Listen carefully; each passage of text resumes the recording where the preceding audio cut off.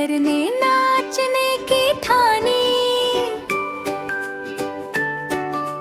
पालक भी तैयार हो गई, साथ में गोभी रानी।